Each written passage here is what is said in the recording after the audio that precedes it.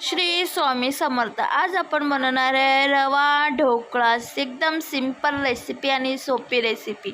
मी 2 वाटी रवा घेतलेला आहे। मी अंदाजाने घेते, पण तुम्ही 2 वाटी रवा घ्या, 2 वाटी दही घ्या, मस्त मिक्स करून घ्या।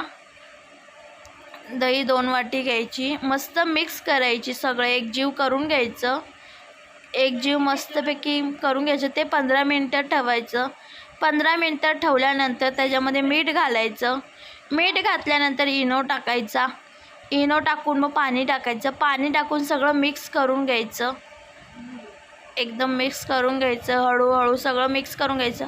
हळूहळू पाणी टाकायचं। मग सगळं मिक्स करून घ्यायचं। हळूहळू बघा कसं एकच नंबर सगळं मिक्स करून घ्यायचं। मग तुमच्याकडे हे नसेल तर पाणी घ्यायचं, मग ठेवायचं। 15 मिनिटं ते 10 मिनिटं ठेवायचं। 15-10 मिनिटं ठेवल्यानंतर मग चेक करायचं की झालं आहे की नाही झालं आहे। एकदम साफ निघालं तर म्हणजे झालं आहे। असे बारीक बारीक कट करून घ्यायचे। त्याच्यामध्ये ऑरिगॅनो टाकायचं, जिरं मोहरीची तडका द्यायचा, हिंग टाकायचं, मिरची टाकायची, कढीपत्ता टाकायचा, सगळं टाकून एकदम मस्त तडका द्यायचा।